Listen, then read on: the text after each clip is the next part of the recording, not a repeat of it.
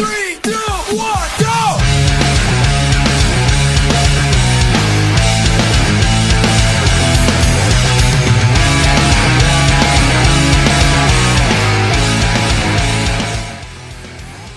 Hey folks, Aaron here. Welcome back to another anime review. Today, we are talking about a series that I finished about 3 weeks ago, but haven't been able to actually find the time to review it.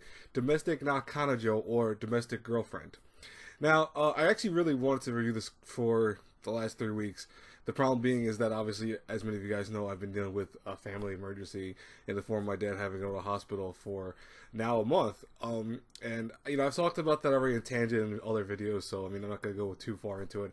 I will have, like, a little thing of an update at the very end of the video. I'm not trying to, like, say, oh, you know, watch the whole video to see that.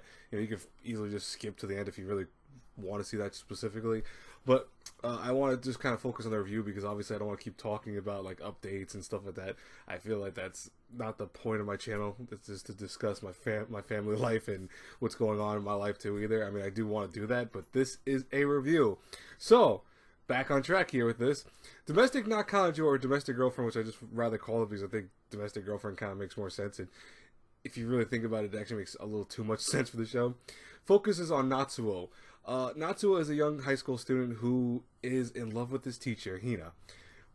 I don't blame him. Hina is gorgeous. That's kind of the whole thing about the show, is that she is legit gorgeous. But, of course, being that he's a student, you know, and she's a teacher, their relationship is bound to have problems in this form of, it's not going to happen. You know, it really is not going to. But what ends up happening, though, is because he's, you know, so infatuated with his teacher, he's getting depressed. And it causes him to go with some friends to a mixer, you know, just them going to a karaoke night thing that they're doing, you know, just to kind of hook up with some girls, you know, get their minds off, you know, what they're dealing with, and kind of find some, you know, things to unwind with, obviously.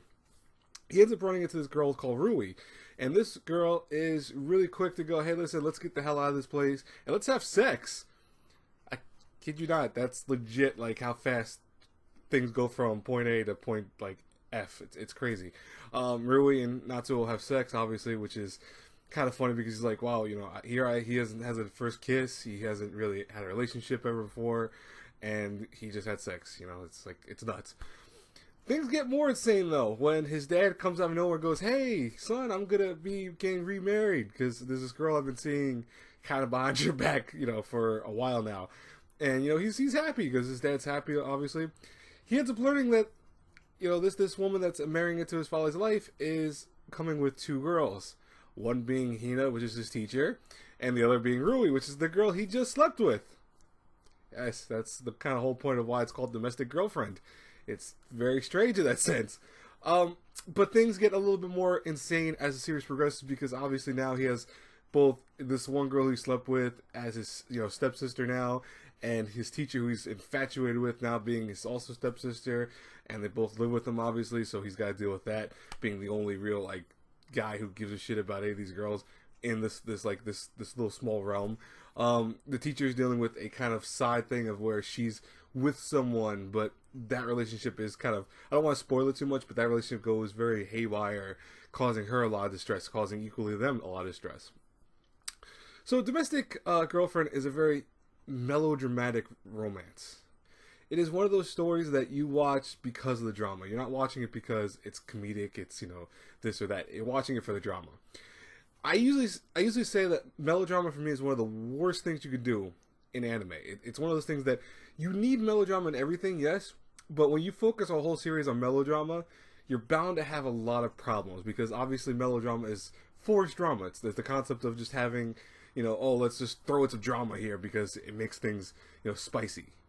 You don't want that. It's something that you want a romance story that has feeling and depth to it, but not with just the fact of, oh, let's just have melodrama for it because we could force these characters to deal with this and that. Here's where I'm going to take back one thing. Melodrama done in this show is actually very interesting. It works on a oh my god moment, or oh, that's funny, because you can't see that coming a lot of times. A lot of times you see some things coming here and there. You know, Domestic Girlfriend wears a lot of what's going to happen on its sleeve. You know what these characters' relationship is going to be like at one point or another. You know that they're going to deal with this. You know, Rui, for example, is going to fall back in love with Natsuo, even though she's like at first just using him as a means of just having sex to see what it's like. She ends up kind of having a deeper relationship with him as the series progresses.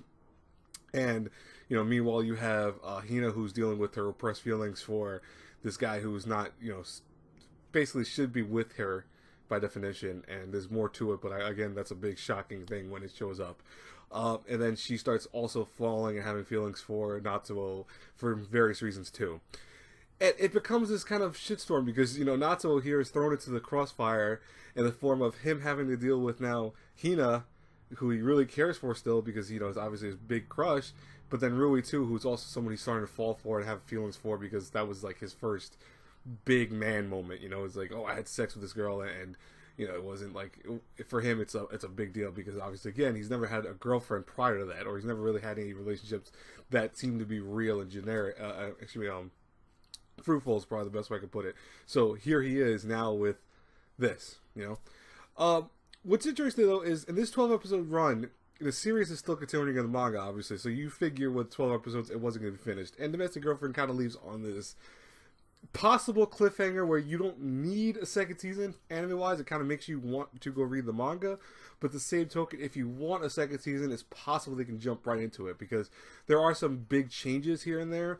But from what I read from some of the manga, because I am starting to read the manga, a lot of those changes are kind of just minor. Now, here's my biggest problem with Domestic Girlfriend. On paper, it works really well. I really enjoy what they did with the show because, again, melodrama is something I really don't typically like in anime. I feel like a lot of times when they use melodrama, it's used in a way that's, you know, trying to be in your face. It's trying to like constantly berate you with, oh, let's have this happen to this character because reasons. Why not? And I hate when that happens because it's just meant to just shock value wise. I kind of dislike that. That's why melodrama to me has to be used in a very specific way. It has to be to point for a reason. You know, it works when you have it in like a romance story once in a blue moon. It's sometimes a little scary when you make a show basically all melodrama all the time. What works though in Domestic Girlfriend is that melodrama. Ironically enough, it works more often than not. What doesn't work in Domestic Girlfriend is the fact that there are some characters that just appear and seemingly are kind of this meant to be Natsuo's like risky girlfriends or risky relationships per se, or even feel like they're supposed to be added to his, like, I don't want to say harem, but he's kind of has like a harem at one point. And they just kind of fall up to the wayside because it's like, oh, you know, he's like, no, I don't want to deal with you. We'll be friends, whatever. It's like, okay, whatever. One girl, I don't even know why she's even put it in the beginning like she is, but she's thrown into this mix like she's going to be with Natsuo, and she never once does anything really dramatic with Natsuo. She's actually got her own, like, similar relationship where she likes the teacher too. It's like, why? It feels like these stories were thrown in there for that melodrama purposes. That's what I'm talking about where I say melodrama doesn't work in a show when you have stuff like that, because it's like, those are shock value. Like that one girl that I was mentioning before briefly that is like added to his harem is a girl who Natsuo finds out pretty quickly is kind of a slut. You know, it's not she's trying to be like that, but by her nature, she ends up with like many guys, ends up always sleeping with them, and that's it. Like she just cuts it off right there and switches to another person. It repeats the cycle over and over again. It's more not necessary because it was just, you almost wonder like, oh, it causes him to have trouble with Rui at one point because he's lying about certain things, and it causes problems with Hina at one point. It's like, it's unnecessary. It was unnecessary to throw in that little mix. But, you know, some could argue saying, oh, it's meant to show Natsuo's character, it's meant to show like progression in terms of how he feels about these girls in his life. You could argue that. I would say you have some bit of a counter argument if you can do that, but more often than not, you can really tell that these characters are just written in to be the melodrama. These are the characters that are meant to just hit you with that like melodrama really fast to remind you that, oh yeah, here's some shock value for you. A girl that might ends up trying to, you know, play Natsuo with, you know, the whole thing of having sex with them, and he's gonna then be kind of betraying Hina in the process or Rui in the process. That's what I mean. Like that's where melodrama fails. But, like I said before, what works about Domestic Girlfriend is, ironically, the melodrama. It works to make these stories kind of just impactful. You know, Rui at one point does get closer to Natsuo, and they kind of have a thing where they start going into this relationship, but at the same time, he's always thinking, I want to be with Hina, and even though she's obviously much older and much more experienced, and also is a teacher, he still has those strong feelings for her. So there's even a point where he ends up with her for a little while, and there's a very epic thing with how their relationship goes about, and it causes more melodrama because obviously Rui starts finding out, it starts dealing with that problem and all that. It's a whole can of worms because constantly you have this melodrama cycling through the show, causing one moment to become the next, to become the next, become the next, become the next, all based on melodrama. It's a very interesting way to do a series, but it kind of works in the case of Domestic Girlfriend, which is why I enjoyed it more often than not. I really did enjoy the series. It was a fun 12-episode run. I liked the animation. The animation was solid. I don't think it was anything spectacular. These characters were very basic. I mean, like even how Hina looks, I could tell you that there are probably a dozen anime girls that look like her. Rui kind of just has that typical stoic girl who is trying to find herself vibe to her. Natsuo himself is someone that you apparently hear about very early in the series as a nerd slash geek originally when the show starts, but I guess at one point they made him over so he looked more cool, and I always find that a little strange because I'm like, you made him over, you just did his hair differently. That's not really a makeover per se, but okay, sure, whatever. But yeah, they changed his hairstyle, and that's where the series starts at the beginning. It's essentially like showing here, this is Natsuo now as he is in school because he's more of a target for, I guess I want to say more of a target to the general audience versus like before. Apparently, he was just some guy who was a nobody. It's a little strange. There is some cool dramatic moments though that aren't melodrama in the form of like Natsuo's parents, originally like his mother having passed away a long time ago. There are some things that I really like about Natsuo's character because he's a upcoming writer. He wants to be a writer, and I understand a lot of his struggles for writing because he what he does is he uses a very common writer theme where he takes his real issues and puts them into the form of a story. It sometimes is very obvious when you do stuff like that, but the same token, it's the best way for a writer to kind of encompass actually create, I should say, a story and show off these characters in this world by basing them off of characters from their own world.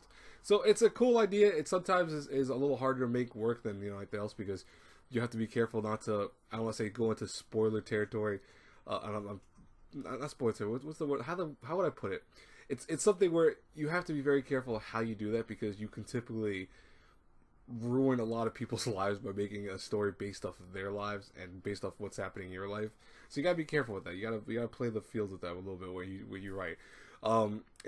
Just in case of point, I mean, there's a lot of stories that actually exist like that in real life. That if you read up the stories about them, some of the people that would read them go like, "Oh, that was me way back when." And they even sue the writer because of that. It's crazy, but it really does happen, ironically enough.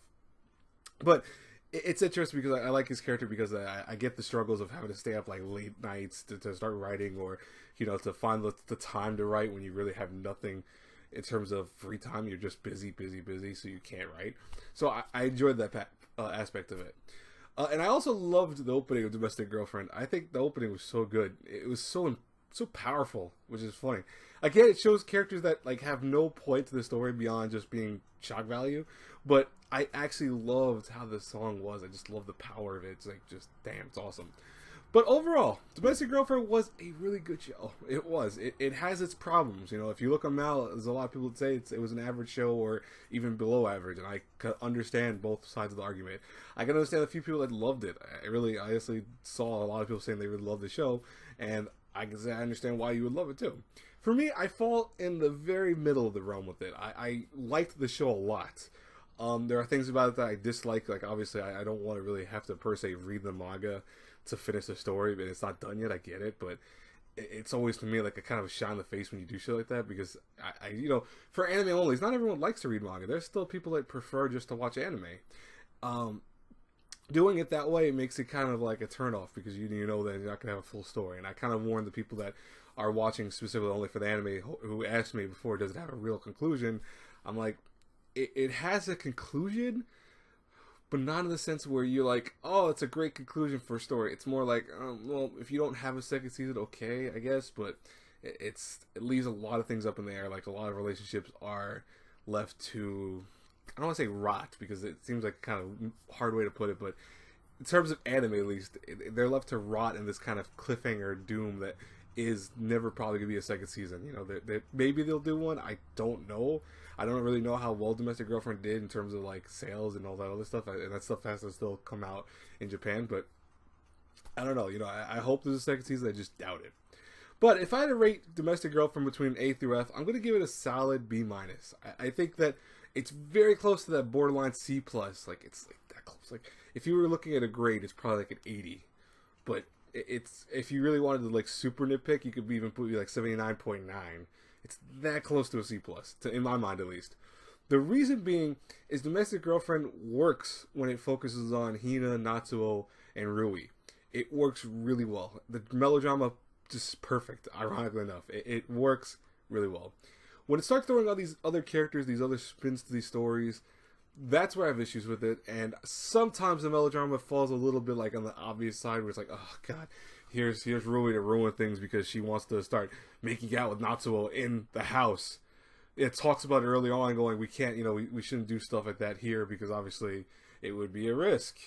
And then you have Hina doing the same thing, and I'm like, yeah, that's, you know, that's melodrama for the unneeded purposes of just being there.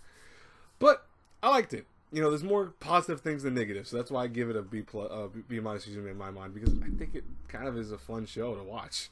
It was 12 episodes that I kind of binged. I watched over the course of like a day and a half, and because I catch up with a lot of the show. Originally, I watched the first episode.